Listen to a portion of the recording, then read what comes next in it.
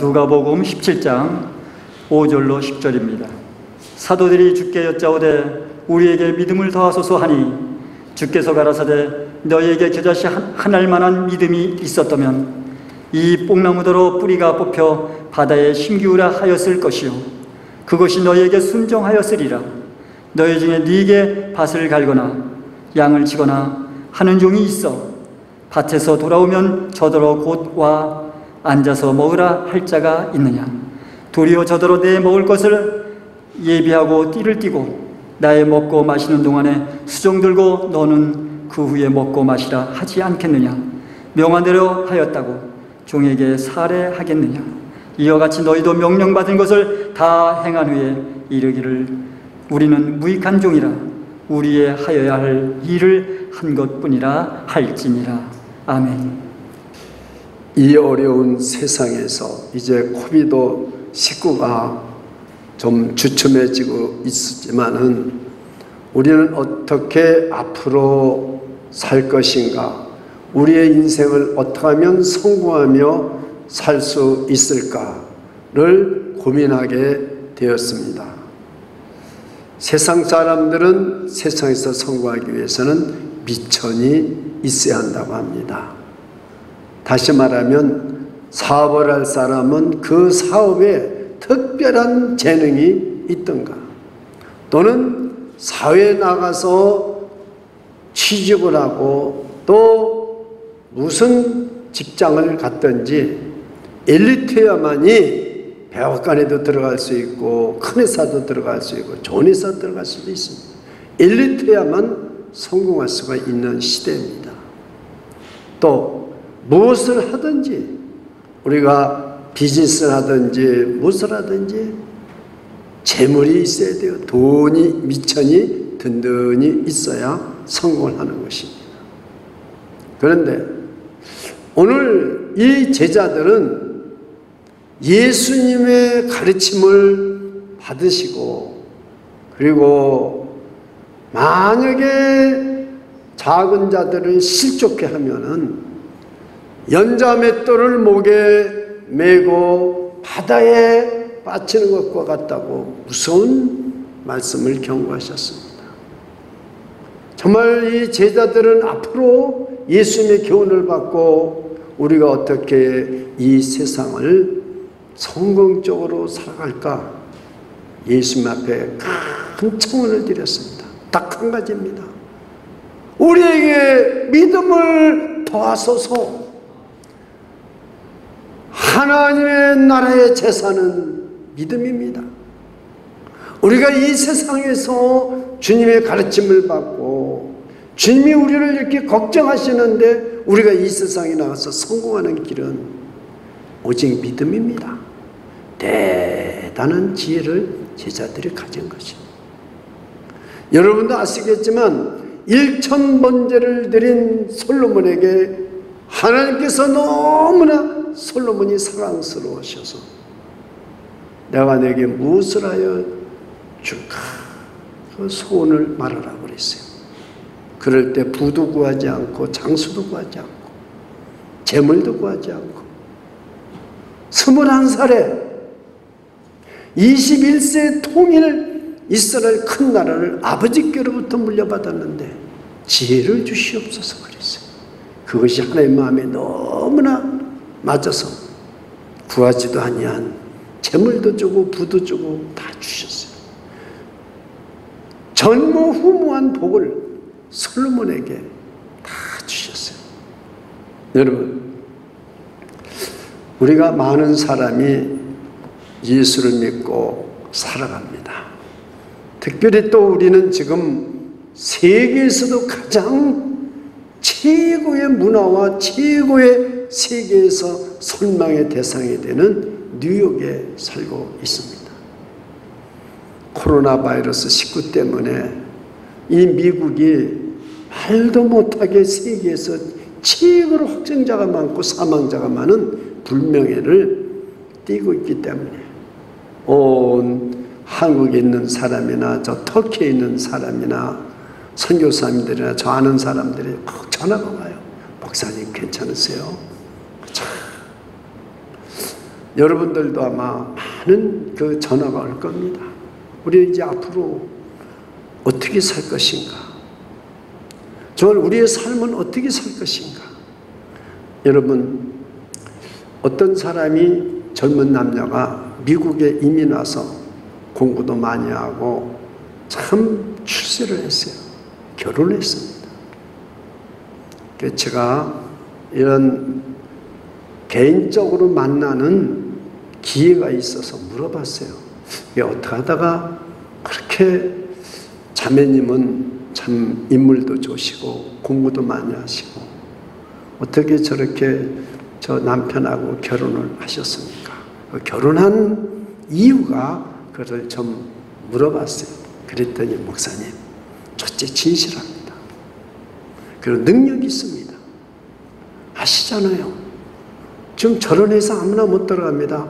연봉의 목사님 20만 불이 넘습니다. 오래전 이야기입니다. 그리고 저를 사랑합니다. 야, 똑똑해요. 이 자매도 보통 똑똑한 사람이 아니에요. 진실, 능력, 사랑, 이 세 가지를 보고 결혼했어요. 근데 제가 맨하탄에서 누구를 기다리고 있는데 저기서 낯익은 얼굴이 와요. 그 누군가 하고 보니까 그 자매님이에요. 그래서 제가 차 한잔 할 시간이 있다고 그래요. 그래서 들어가서 얘기했어요. 오늘 모습이 좀 별로 안 좋은 것 같습니다. 저 목사님 지난달에 이혼했습니다. 그래요. 왜 이혼했느냐? 또 이혼한 이유를 제가 물어봤어요. 그랬더니 목사님, 믿을 수가 없어요. 진실한 줄 알았는데 살아보니까 진실하지도 않습니다. 그래도 그것도 참고 살려고 했는데 능력이 많은 줄 알았더니 회사에서 쫓겨났어요. 진실하지 않은 사람 누가 계속 쓰겠습니까? 사랑한다고 그렇지만 입으로 사랑이지 아니더라는 거예요. 절대 믿음이 안 가요. 자기가 결혼했는데 그 남자가 믿음이 안 가요. 목사님, 그래서 할 수 없이 이혼했어요. 믿음만 간다면 내가 벌어서도 먹여서 살 수 있어요. 남자. 근데요, 믿음이 안 가니까, 믿을 수가 없으니까 내 인생을 어떻게 나머지를 바칠 수 있겠어요? 저는 할 말이 없었어요. 믿음이 이렇게 중요한 거구나. 여러분, 이 세상에서 믿음이 없으면, 신뢰가 없으면 끝난 거예요. 제가 목회수상에 자긍이라는, 노노에 보면 자긍이라는 공자의 제자가 있습니다. 공자에게 나라에서 가장, 나라를 세우는 데 가장 중요한 게 무엇입니까? 그랬더니 첫째가 식량이 있어야 되고, 국민들을 먹여 살 수 있는 식량이 잘 준비해야 된다. 두 번째는 국방이다. 국방을 해서 재산과 생명을 지켜줘야 된다. 세 번째는 신뢰다. 믿음이 있어야 된다. 정부가, 왕이 신뢰. 참 그 논어에 나온 말이지만 그렇습니다. 식량이 있어야 경제적인 문제 아니에요. 국방 아니에요. 그 다음에 신뢰가 있어야 된다 이거예요. 대통령이나 여러분 왕이나 여러분 총리나 신뢰를 가야 국민들이 믿지. 지금 시진핑 신뢰가 안 가는 거예요. 지금 저 중국에서요. 아시겠어요? 근데 이 제자가 스승님, 만약에 그 중에서 한 가지를 뺀다고 하면 어떤 것이? 그거야 국방을 빼면 되지. 조금 있다가 다시 한 가지를 더 뺀다고 하면 그 중에서 어떤 겁니까? 식량이지. 그러니까 뭐가 남습니까? 신뢰가 남는 거죠. 정부나 왕이나 대통령이나 신뢰가, 믿음이 있어야 된다는 거예요. 그것도 보니까 거기서 신뢰라고 그랬지만 결국 우리 기독교적으로 생각하면 믿음이더라고요.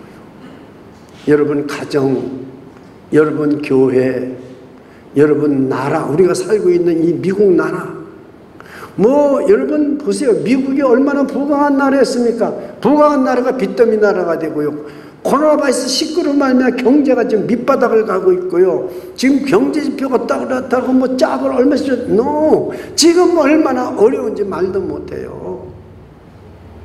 그러나 대통령을 믿을 수 있는 신뢰가 있다면 이 나라는 절대로 회복이 됩니다. 믿음이 없다면 저 대통령 믿을 수 없어. 이러면 대통령 교체해야 되는 거예요. 교회요? 교회가 크고 작고가 문제가 아니에요. 여러분 가정, 남편을 믿을 수 있어야 되고 아내를 믿을 수 있어야 되고요. 자녀가 부모를 믿을 수 있어야 되고 부모가 자녀를 믿을 수 있어야 되는데 신뢰가 떨어지면 끝난 거예요. 모든 게 다 거예요. 저는 제자들 수준이 굉장히 올라갔다고 저는 봅니다. 이 누가복음에서 우리에게 믿음을 다하소서 하고 예수님이 가르치는 말씀을 듣고 이게 다른 말로 바꾸면 우리에게 믿음을 더해 주셔서 기도하는 거예요. 요청한 것은 바로 다른 말로 바꾸면 믿음입니다. 자, 한번 우리가 왜 믿음이 중요한 이유가 어디에 있는가를 이제 제가 지금부터 여러분과 함께 나누고자 합니다. 첫째, 어떤 사람들은 믿음이 넘어져요.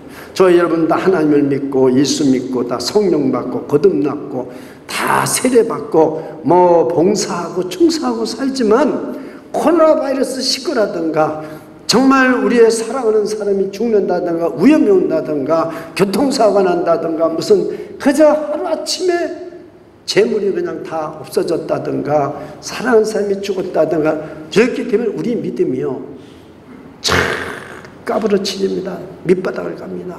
믿음이 엷어지고요. 믿음이 없어져 버려요. 그러다 낙심화되고 절망화되고 세상으로 가버립니다. 지금 많은 사람들이 앞으로 교회를 어렵다고 생각하는 것은 문제가 많고 변혁이 많이라고 생각하는 것은 이제는 큰일 났다는 거예요. 교회들이. 근데 어떤 사람들은 전혀 다른 부류가 있습니다. 오늘 제자들처럼 우리에게 믿음을 더해 주셔서 하는 것처럼 어려운 경우가 있는데도 위험이 오고 코로나 바이러스 19보다 더 앞으로 어려운 일이 올지라도 꿋꿋하게 믿음을 지키면서 승리하고 성공하는 사람이 있다는 사실을 믿으시기를 축원합니다. 다니엘이 있습니다. 여러분, 다니엘이 사자굴에 들어갈 수 있었던 것은 뭐 때문에 사자굴에 들어갈 수 있었을까요?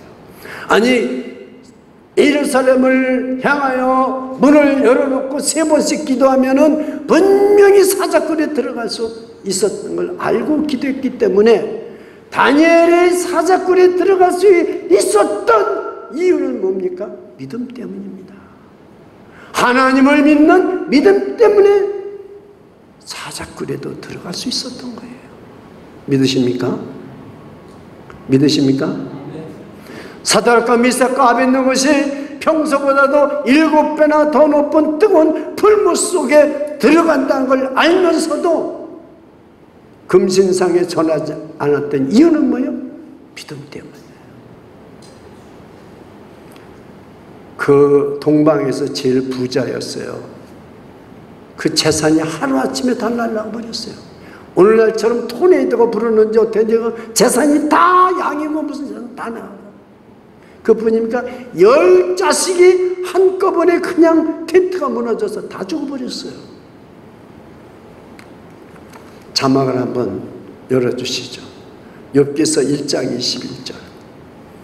이 모든 것을 한꺼번에 잃어버렸어요. 다 잃어버렸어요. 재산 잃어버리고 자식 잃어버렸는데 우리 다 같이 한번 천천히 영상을 한번 읽겠습니다. 다 같이 시작. 내가 모태에서 적신이 나왔은즉 또한 주신 그리로 돌아갈지라.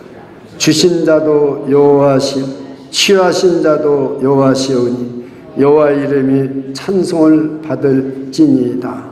아멘. 어쨌든 보십시오.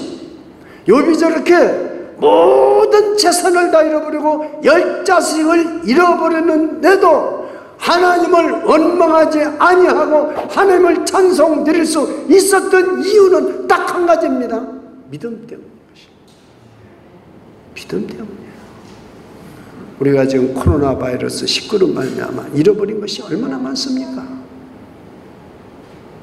그러나 만약에 우리에게 믿음 한 가지만 있다면 반드시 이 새로운 시대를 열어가는 주인공이 될 수 있고, 반드시 여러분과 저는 이 남은 인생을 성공적으로 맨주먹 가져고도 할 수 있다는 사실을 믿어지십니까?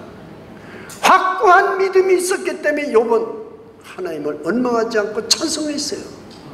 여러분, 어떻게 지금 여기 나와서 찬송할 수 있습니까?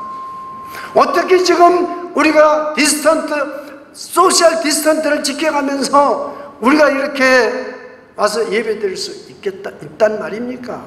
도대체 그 이유가 어디 있습니까? 믿음 한 가지예요. 믿음 때문이에요.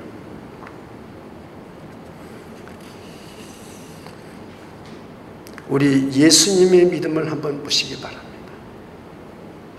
저는 이 믿음을 설교하기 위해서 준비하면서 우리 예수님은 믿음이 어떠신가?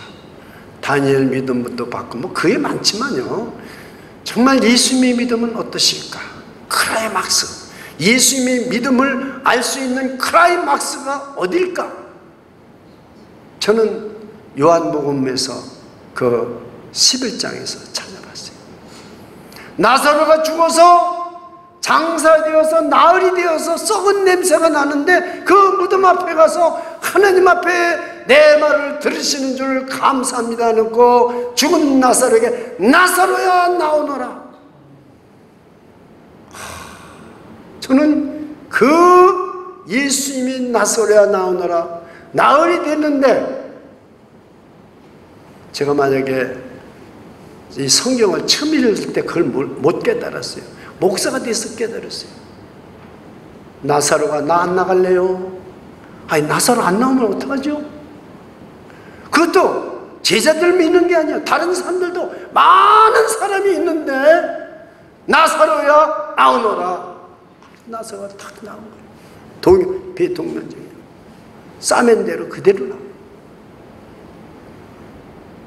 예수님, 한 가지 볼 수 있는 믿음, 아버지를, 하나님 아버지를 믿는 그 믿음 한 가지입니다. 그래서 저는 오늘 사도들이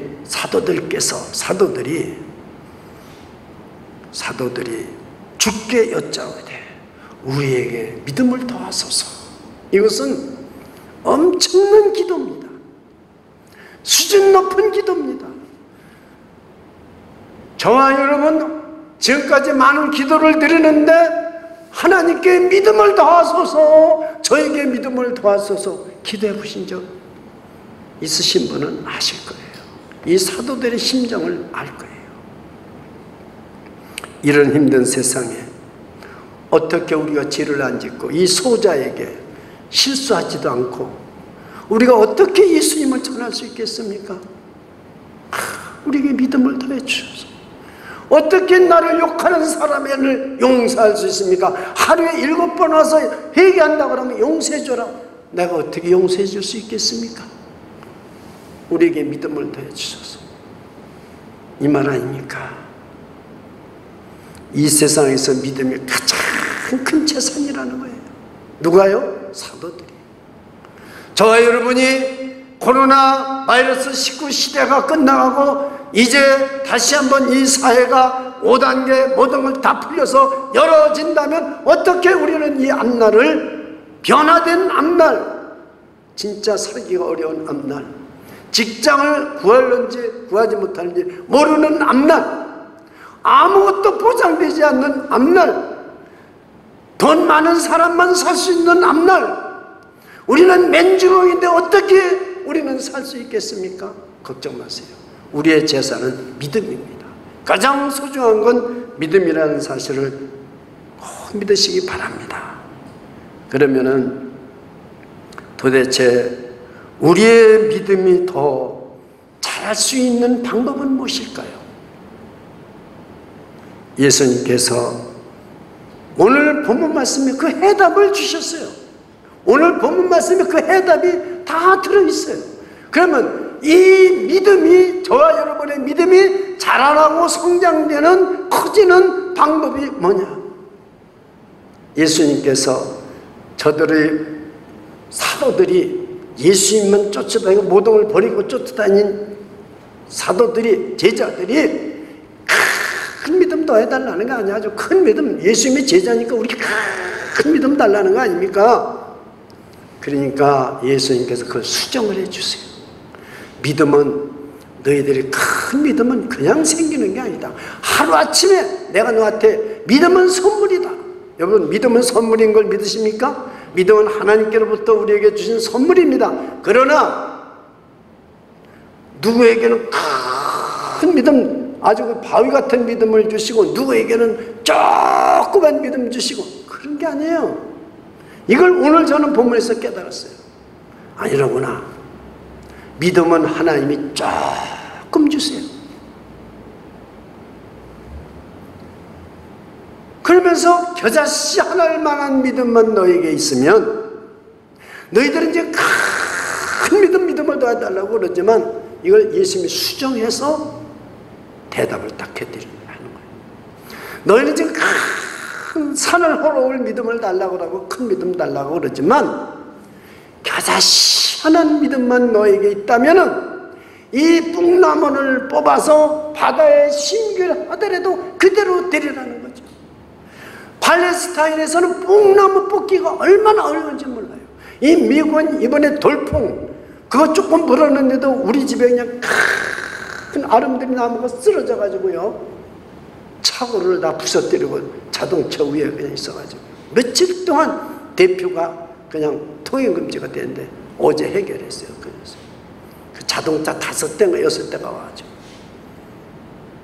여기는 나무가 그렇게 잘 쓰러져요. 근데 여러분, 뽕나무는 팔레스타인 지역에서 뽕나무는 뿌리가 얼마나 깊은지 뽕나무는 캐지질 않아요. 그러니까 뽕나무 캐는 게 기적인데, 뽕나무를 뽑는 것보다도 바다에 싣는 건 더 어려운 거예요. 근데 너에게 겨자씨만한 믿음만 있어도 이 뽕나무를 뽑아서 바다에 심을 수가 있다는 거예요. 그러니까 이 겨자씨만한 믿음만 있다면은 큰 믿음이 중요한 게 아니라, 너희들의 겨자씨만한 믿음만 있다면 그 믿음이 자라야 큰 믿음도 되고 능력도 생기고 세상도 이기고 성공할 수 있다는 거예요. 믿으시기를 축원합니다. 그런데 겨자씨만한 믿음 뭐냐? 씨가요. 제가 예루살렘에 가서요, 겨자씨를 봉투에다 놓아가지고 왔어요. 분명히 봉투에다 겨자씨를 놓아가지고 왔어요. 이렇게 브루클린에 와가지고요, 내가 이제 그 오래 지난 다음에 그 봉투를 열어가지고요, 겨자씨를 툭툭 털어보니까 없어. 겨자씨 없어. 어디로 날아가 버렸는지, 넣을 때 잘못 넣는지 그냥 없어져 버렸어요. 그러니까 겨자씨를 못 심었어요. 그렇게 작은 거예요. 그러나 여러분, 겨자씨에는 생명력이 있어요. 어느 사람이 무덤 옆에다가 대리석으로 쫙 울타리를 쳤어요. 근데 그 대리석이 쫙 깔라져 버렸어요. 몇 해 지난 다음에. 왜 그랬을까요? 그 대리석을 놓을 때에 거기에 겨자씨가 들어가는데 나무가 뿌리가 내려가지고 그 대리석을 그냥 잘라버려 버렸어요. 쪼개지게 만들었어요. 여러분, 저와 여러분이 가지고 있는 믿음이 생명력이 있어야 된다는 거죠. 큰 믿음을 먼저 바라지 말고 조금만 믿음이 들어가도 생명력이 있으면 걱정하지 마세요. 어떤 경우도 걱정하지 마세요. 제가요, 참 지식이 많은 부인이 복음을 듣고 예수를 믿고 나왔어요, 교회에. 그래서 이제 꼭 교회 오면은 새신자반이라고 그래서 목사님과 대면하는 시간을 꼭 갖습니다.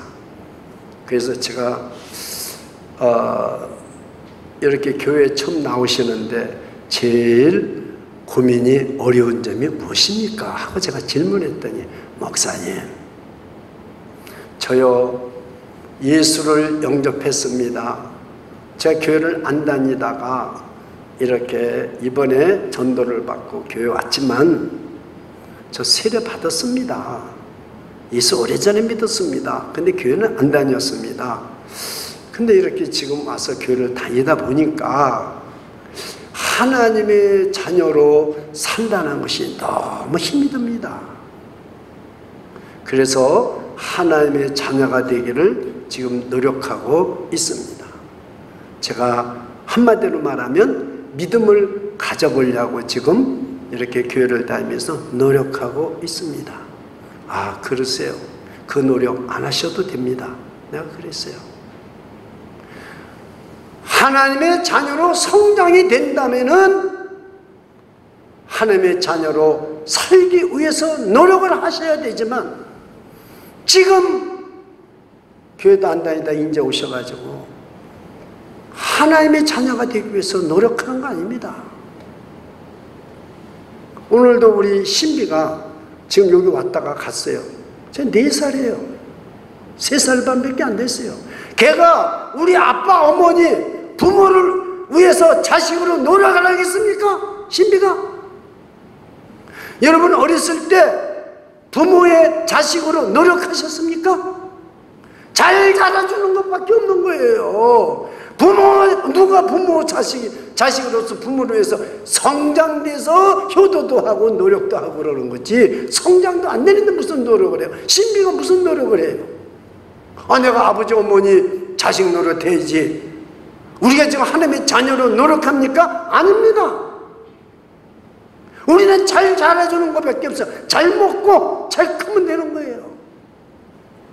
겨자씨라는 뜻이 바로 그래요. 어린아이가 태어났는데 반은 돌로 태어나고 반은 사람으로 태어났습니까? 아기로 태어났으면 하나님의 아들 사람으로 태어난 거예요. 저와 여러분은 예수를 믿었으면 하나님의 자녀로 이미 태어난 걸 믿으시기를 축원합니다. 요한복음 5장 24절입니다. 내가 진실로 진실로 너희에게 이르노니 내 말을 듣고 또 나 보내신 이를 믿은 자는 영생을 얻었고 심판에 이르지 아니하나니 사망에서 생명으로 옮겼느니라. 이미 예수를 빈손으로 영접했으면 우리 안에는 생명이 있는 것을 믿으시기 바랍니다. 너희들이 지금 제자라고 그러는데 너희 안에 믿음이 생명이 있느냐? 이제 3년 믿어 쫓아다니는데 너희 안에 있는 믿음 속에 생명이 있느냐 그 말이에요. 지금 저와 여러분 속에 생명이 있으면요 계속 하나님의 말씀을 먹어야 삽니다. 육신에는 음식을 먹어야 사는 것처럼 영은 하나님의 말씀을 먹어야 삽니다. 그래서 날마다 말씀을 드려야 되고 날마다 말씀을 못 들으면 칼급해지고 사슴이 시냇물을 찾듯이 찾습니다. 이것은 내 안에 겨자씨만한 믿음이 있다는 얘기입니다. 내가 빈손으로 예수를 영접했습니다. 영접 기도를 형식적인 같으면 예수를 영접하고 세례 받았습니다. 그러면 예수부터 생명이 내 안에 들어온 거예요. 이 생명이 안 들어왔기 때문에 부모 하나님을 아버지로 모시는 것이 힘들고 자녀로 살기 힘든 거예요. 아니 저 어린이들이 내가 부모 자식 노릇해야 되겠다 그저 먹을 거 달라고 나뭐 해달라고 그러는 거예요. 우리 하나님한테도 똑같은 거예요. 이걸 모르고 오늘날 많은 교인들이 그래서 자기는 죽으면 천국 갈 것 같지도 않고 갈 수 있을런지 없을런지 저는 그런 말을 들을 때요 참 가슴이 아파요. 어찌 이 목사의 책임이 얼마나 큰가를 알게 돼요. 오늘날 교회의 책임이 얼마나 큰가를 알게 돼요. 사랑하는 여러분, 정말로 우리가 아무것도 가진 것이 없습니다.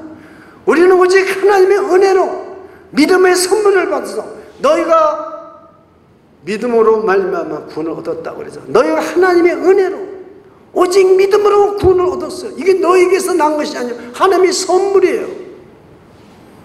베드로가 뭐라고 그럽니까? 그 오순절에 성령이 임해서 큰 당나라 말로 방언하는 걸 듣고 많은 사람들이 그 베드로의 설교를 듣고 세술에 취한 것이 아니라 예수 그리스도가 구주신데 우리를 위해서 십자가에서 죽으시고 부활하신 후 약속된 성령을 부어준 거다. 이것이 요엘서에 있는 하나님의 말씀이 이루어진 거다. 그러니까 형제들아 우리가 어찌할꼬? 형제들아 우리가 어찌할꼬? 이게 베드로가 뭐라고 말해요? 사도행전 2장 38절에서 뭐라고 말해요? 베드로가 가로되 너희가 회개하고 각각 예수 그리스도 이름으로 세례를 받고 제사함을 얻으라. 그리하면 성령을 선물로 받으리라. 할렐루야. 성령을 선물로 받습니다. 생명을 받습니다. 내가 빈손 들고 내 죄 때문에 내가 죽어야 되는데 예수님이 나를 대신해서 십자가에서 죽으셔서 내 죄를 사해 주었습니다. 고백하면은 부활하신 주님이 생명을 우리에게 주세요. 예수 그리스도 생명을 우리에게 주시는 거예요. 그것이 겨자씨입니다. 조그만 생명을 우리에게 주시는 거예요. 뭐 우리 안에 들어가지도 못하게 큰 걸 주시는 게 아니야. 조그만 거 우리에게 들어가는 거예요. 하나님이 사람을 만들 때 흙으로 만들고 숨을 내쉬어서 생명이 되게 한 거예요. 숨을 내쉬어서. 이것이 겨자씨예요. 여러분, 그래서 이 믿음이 생명이 들어오면은 막 자랍니다. 그래서 이 겨자씨가 큰 나무가 되고 새도 깃들고 막 자랍니다. 그렇습니다. 주님께서 이 세상에 저와 여러분을 어렵게 빈손으로 내보내신 거예요. 이 생명 하나 줘가지고 우리를 내보낸 거예요. 그러니 믿음이 있으면 실족하라고 해도 실족하지는 않습니다. 믿음이 있으면은 아무리 잘못한 사람도 용서를 해주게 돼 있습니다. 그 겨자씨만한 믿음, 예수 생명이 있으면 전도를 하지 말라고 해도 그 생명이 있으면 전도합니다.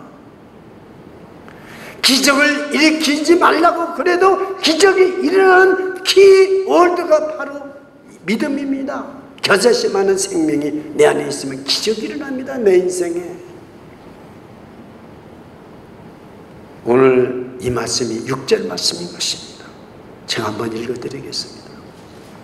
주께서 가라사대 너희에게 겨자씨 하나일 만한 믿음이 있었다면 이 뽕나무더러 뿌리가 뽑혀 바다에 심기우라 하였을 것이요 그것이 너희에게 순종하였으리라.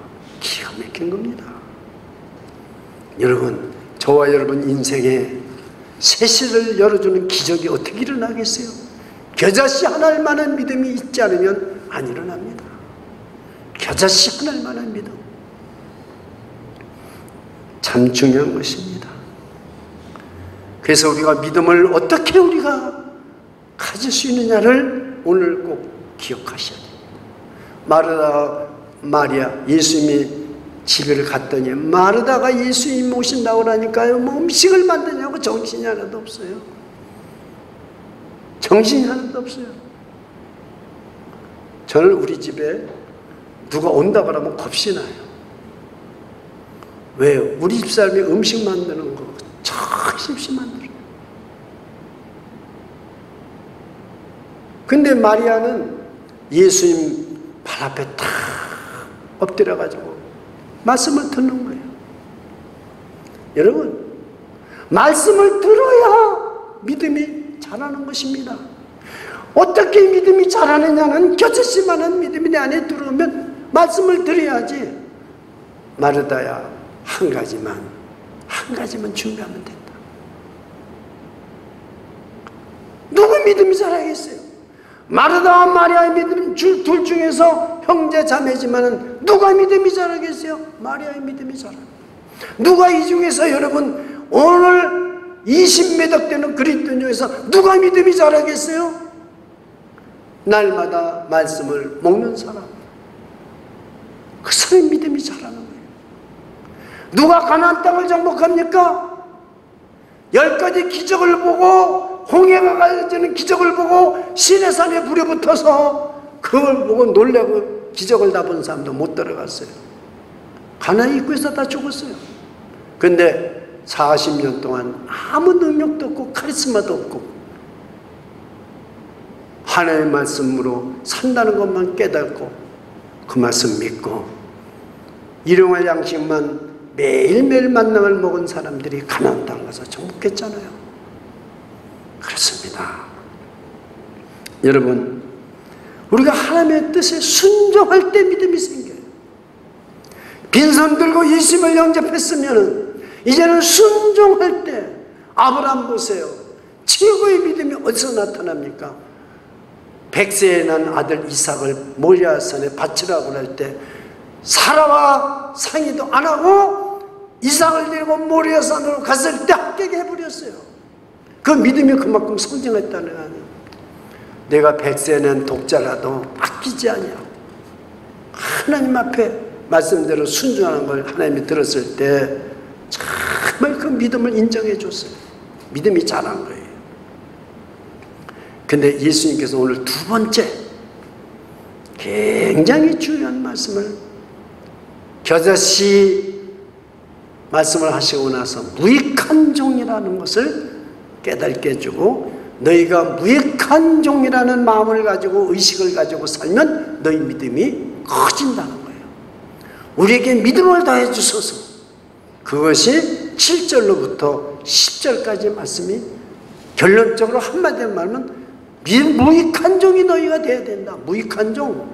그러면은 너희의 믿음이 한없이 커지고 열매를 맺게 될 거다. 이 말이에요. 이 성경에 예수님이 가르쳐 주신 대로만 우리는 깨닫고 살면 되는 거죠. 그러니까 무익한 종이 뭐냐? 여러분, 바울 사도는 13권의 성경을 썼는데 거기 보면 그리스도의 종 바울과 디모데는 전부 종이라고 그래요. 종은 노예를 말하는 겁니다. 여기 무익한 종, 저와 여러분은 오늘 무익한 종의 마음을 가지면 믿음이 자랍니다. 그럼 무익한 종은 노예입니다. 종은요, 첫 번째가 소유권이 없어요. 지금 밭에 가서 일하다가 오늘 예수님 말씀이 돌아왔는데 주인이 저녁 때가 됐어요. 아이고 니들 밭에 가서 얼마나 이 더위에 90도가 넘었는데 고생했느냐, 빨리 밥 먹어라. 그러지 않는다는 거예요. 너희들이 할 일을 해야 된다는 거예요. 음식을 준비해서 주인을 대접해야 된다. 또 주인이 그거 먹고 참 수고했다 이런 말 너한테 하지 않는다는 거예요. 그래서 무익한 종입니다. 오직 내가 할 일만 했을 뿐입니다. 이러면 너희 믿음이 이러한 마음 상태를 가지면 너희 믿음이 자랄 거다. 저에게 가장 충격을 준 말씀이 무익한 종이라. 저는 그래도 목사가 됐기 때문에 하나님께서 얼마나 너 정말 수고하느냐. 세상에 나갔으면 내가 직장에서도 또 돈도 잘 벌어서 잘 살 텐데 목사 되냐고 얼마나 수고했느냐. 너 새벽마다 또 새벽 기도 인도하고 너 기도 많이 하고 또 뭐 신학교도 하고 뭣도 하고 얼마나 넌 주님 일밖에 모르냐. 참 사랑하는 내 종아 얼마나 수고하냐. 이런 말이 없다는 거예요. 아시겠어요? 이걸 깨달아야 진짜 목사가 되는 거예요. 이걸 깨달는데 저는 최소한도 10년, 20년 가야 깨달는다는 거예요. 절대 1년 가지고는 못 깨닫습니다. 몇 년 가지고는 못 깨달아요. 첫째, 종은 소유권이 없어요. 내가 자식을 낳아도 저도 자식 낳았어요. 주의 종으로. 그러나 이 자식은 제 자식이 아니에요. 하나님의 자식이에요. 소유권이 없어요. 자식을 낳아도요. 종은요, 노예는요, 자식이 낳아도요, 자식 놓고 나가야 돼요. 소유권이 없어요. 내 것을 내 것이라고 그러고 하나님 또 달라고 기도합니다. 오늘 만난 그리스도인들이 자기 것을 가지고 있는 것도 많은데 또 하나님 주십시오 기도합니다. 이 무익한 종이라는 걸 모르기 때문에 그래요. 저는 그 기도하는 거를 나쁘다는 게 모르니까. 내가 주신 것으로 감사하니 이 생명도 내 거 아니에요. 무익한 종은 이 생명, 내 생명도 내 것이 아니에요. 누구 거예요? 우리의 생명 누구 겁니까? 주님 것입니다. 왜 대답을 못해요? 데려갈까 봐 그래 오늘 밤? 여러분 생명 누구 거예요? 주님 것입니다. 여러분은 주님의 종입니다. 믿으시기를 축원합니다. 내 생명이 아니에요. 이게 무익한 종을 깨달으면 뭐예요? 믿음이 자란다는 거예요. 성장하지 말라고 해도 성장합니다. 여러분 큰 믿음 갖는 거 아주 쉬운 줄 알았죠. 내가 기도하면 믿음 주시는 줄 알아요. No. 이거 먼저 무익한 종이라는 깨닫고 마음을 가져야 돼요. 두 번째요, 무익한 종은 절대 순종입니다. 일하고 밭에서 일하고 왔다고 해서 내가 뭐 주인 저녁 차려주고 섬기는 거 안 하는 게 아니야. 다 해야 돼요. 절대 순종해야 됩니다. 100세 이상을 낳더라도 하나님이 모리아산에 바쳐라. 절대 순종합니다. 네 본토 친척 아비집을 떠나라. 절대 떠납니다. 안 알아준다고 우리는 얼마나 삭슬 안 준다고. 뭐 늘 제가 얘기했지만 저는 전도사 때요, 저 후러싱에서 룸메이트 하면서 엘머스트 그 교회를요, 영락교회 목사님이 거기서 목회하는데 새벽마다 그냥 500불짜리 차 타고 다니면 새벽마다가 설교했어요. 가스값도 안 줘요.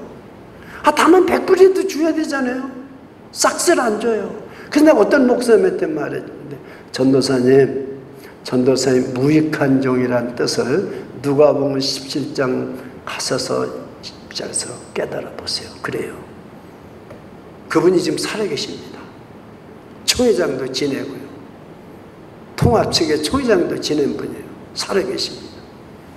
나는 그게 무슨 소리인지 몰랐는데 이것을 목사가 돼서 깨달아 보니까 싹쓸을 바라지 않는 거예요. 사례를 바라지 않는 거예요.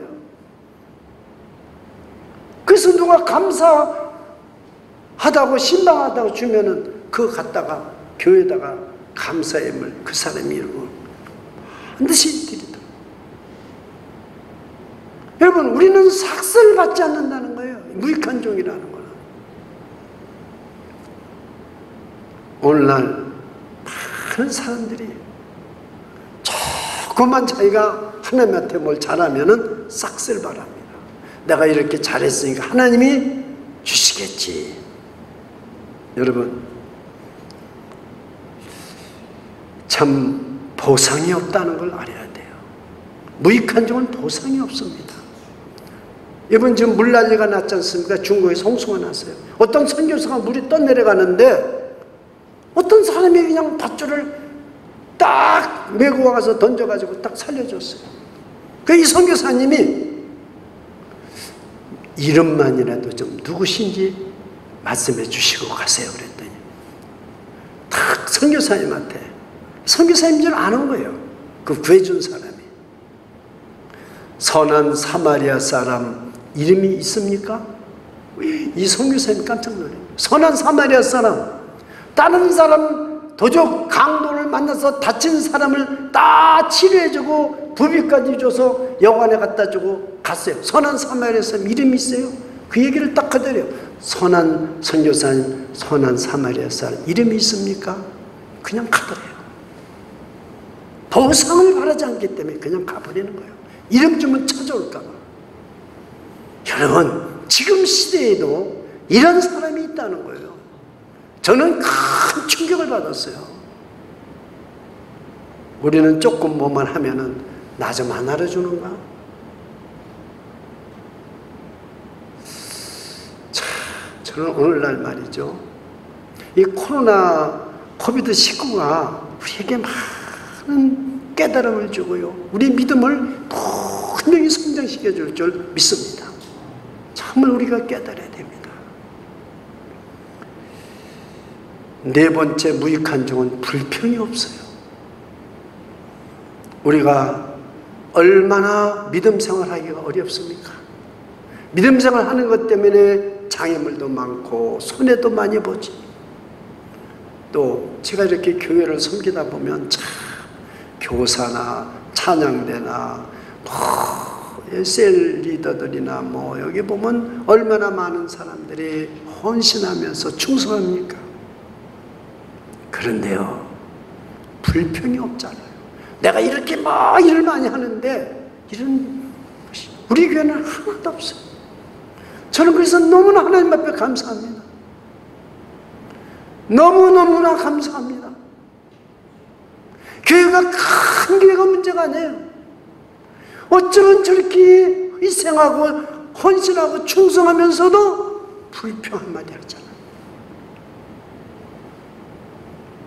여러분, 오늘 예수님의 말씀은 무익한 종의 의식을 마음을 가지고 있으면 믿음이 성장한다는 것이 교훈 아닙니까? 저는 그렇게 깨달아져요. 오늘 본문을 통해서 믿음을 더해 주소서. 왜 예수님이 무익한 종 이해를 이렇게 7절로부터 10절까지 길게 설명을 해 놓으셨을까? 이 무익한 종의 의식을 가지고 너희들이 신앙생활을 하면 믿음은 자라게 돼 있다는 거예요. 이 뽕나무가 뽑혀지고 바다에 심겨지라도 그런 기적도 일어난다는 거예요. 그러한 무익한 종의 의식을 가지시기를 축원합니다. 오늘 설교한 모든 것의 샘플이 누구냐? 제가 좀 시간이 오늘 길더라도 꼭 이 샘플을 말씀해 드리고 싶어요. 한 사람만, 요셉입니다. 요셉. 여기 창세기서 오늘 50장 19절로부터 한번 21절까지를 영상으로 한번 보여주시기 바랍니다. 여러분, 참 여러분 너무 요셉에 대해서 잘 아는데 이 야곱이 아버지가 돌아가셨어요. 그러고 나니까 형제들이 요셉을 팔아먹었잖아요. 그러니까 이제는 요셉한테 요셉이 우리를 해코지하면 어떡하느냐 그러는 거예요. 그러니까 요셉의 형제들이 그 아비가 죽었음을 보고 말하되 요셉이 혹시 우리를 미워하여 우리가 그에게 행한 모든 악을 다 갚지냐 아니할까? 오늘 여기 7번씩 하루에 잘못했다고 용서해줘라. 그래야 너의 믿음이 더 커진다는 그 말 아닙니까? 어떻게 이렇게 할 수 있는지. 바로 한 사람이 누구예요? 요셉이에요. 요셉이 뭐라고 말합니까? 당신들은 20절 한번 읽어보세요. 다 같이 시작. 당신들은 나를 헤아려 하였으나 하나님은 그것을 선으로 바꾸사 오늘과 같이 만민의 생명을 구원하게 하시려 하셨나니. 자기의 모든 사례나 자기의 모든 것들을 다 말하지 않고 용서를 해주면서 나는 오직 할 일을 했을 뿐이요. 나를 여기에 보낸 것은 당신들이 팔아먹은 것이 아니라 하나님이 만민을 구원하고 우리 족속을 구원하기 위해서 여기 나를 보낸 것이요. 그러니 형제들아 두려워하지 말고 걱정하지 마. 내가 당신들의 자녀들까지도 다 기르겠습니다. 이게 오늘 바로 겨자씨만한 믿음, 이것이 이렇게 큰 믿음 요셉이 된 거예요. 무익한 종입니다. 하는 말과 똑같은 거죠. 한번 보십시오. 어떤가? 그 요셉이 준수했습니다. 7살의 노예로 팔려와서 보디발 집에 있어서 자라니까 준수해야 됐을 거 아니에요. 13년 동안 자랐어요. 그러니까 얼마나 잘 자랐겠어요. 한참 젊은 나이에 준수하게 자라니까 그 보디발의 아내가 동침하자고 하고 사람들을 다 내버리고 둘이만 있었는데 그 성경 2에 써 있는 곳에 보면은 그 요셉이 나는 하나님의 믿는 사람으로서 하나님이 다 알고 계시고 보고 계시다니까 나는 이 죄를 질 수 없다고, 이 악을 행할 수 없다고. 그러니까 당신의 남편 보디발이 나를 이렇게 총무로 삼아준 것은 당신 이해는 다, 그러니까 노예도 괜찮죠. 내 밑에 전부 다 마음대로 부리라고 그랬지만 당신만은 내 마음대로 못하는 것이라고 얘기했어요. 죄를 짓지 않겠다는 거예요. 그랬더니 요셉의 부인이 치마를 딱 벗어가지고 거기에 있는 우상에다가 딱 치마를 씌웠다는 거예요. 이제 안 보자는 거죠. 그러니까 우리 하나님은 저런 우상은 보지 못하지만 우리 하나님은 다 본다고 그랬어요. 그 악을 저지르지 않았어요. 그래 도망가니까 잡아당기니까 윗도리가 벗어졌잖아요. 그래서 어디로 갔어요? 감옥에 갔잖아요. 거기서도 열심히 자기 할 일만 할 뿐인 거예요. 무익한 종으로 했더니 거기서도 반장을 삼았잖아요. 여러분, 요셉은 뭐예요? 언제나 자기 것이 없어. 자기 것이 없어. 보디발이 아니에요. 내 거 아니에요. 거기 모든 총무를 시켜서 다 가져라 그래도 다 마음대로 할 수 있어도 아니에요. 이건 주인 거예요. 자기는 무익한 종이에요. 형들이 그렇게 자기를 악한 일을 해냈어도 용서해줘요. 다. 그것은 만민을 구원하기 위해서 나를 미리 보낸 거예요. 당신들이 죄를 져서 악한 일을 했는데도 불구하고 이렇게 생각하는 거예요. 그게 뭐예요? 내 생명도 하나님 거, 자기 것이 하나도 없어요. 하나님께만 오직 순종하는 하나님의 종이에요. 그러니 하나님이 30이 돼서 바로 왕 다음에 가는 국무총리를 시키고 세상의 권세와 부귀를 다 주셨잖아요. 하나님. 그 믿음이, 요셉의 믿음이 어렸을 때 채석옷 입고 다녔을 때 믿음하고 지금 그때의 믿음하고는 하늘과 땅 차이입니다. 여러분, 이제 가을이 옵니다. 저와 여러분들 믿음이 자라야 됩니다. 언제나 우리의 믿음이 그렇게 어린 믿음만 가지고 있으면 안 돼요. 왜요? 저와 여러분이 가지고 있는 믿음에는 생명력이 있다는 사실을 꼭 기억하시기를 바랍니다. 자라게 돼 있어요. 그래서 많은 열매를 맺게 돼 있습니다. 하나님께서 그 말씀만을 먹고 사는 사람들에게 가나안 땅을 정복하게 준 것은, 가나안 땅에 살게 준 것은 많은 열매를 맺게 해주기 위해서 살게 준 거예요. 저 여러분을 이 풍요로운 미국에 살게 해주신 것은 많은 열매를 맺으라고 보내주신 거죠. 저 여러분에게 믿음을 더해 주시는 것은 다른 게 아니에요. 생명력 있는 믿음을 가지고 있기 때문에 복나무를 뽑혀서 바다에 심겨내도 그런 기적이 저 여러분 앞에 일어날 줄을 믿습니다. 또한 저와 여러분들은 무익한 종이라는 것을 그 마음을 가지고 살아갈 때 맨손 가지고도 요셉처럼 모든 걸 다스릴 수 있는 능력이 있는 하나님의 자녀로 세워주실 줄 믿습니다. 저는 분명히 믿습니다. 맨손 가지고도 무익한 종이라는 마음만, 자세만 갖는다면 내 무슨 일을 했더라도 내가 그저 할 일 했습니다. 그런다면 하나님이 그걸 보시고 무슨 기적을 일으켜 주시든지 하나님이 도우시고 앞길을 열어주실 줄 믿습니다. 여러분은 이 세상은 성공할 재물도 없고 엘리트도 아닙니다. 가진 것도 없습니다. 학벌도 없습니다. 있어도 없는 것처럼 사실 때 무익한 종이라고만 생각하시고 사실 때 기적이 일어날 줄 믿습니다. 기도하겠습니다. 주 예수님, 참 어려운 세대에 살고 있습니다. 이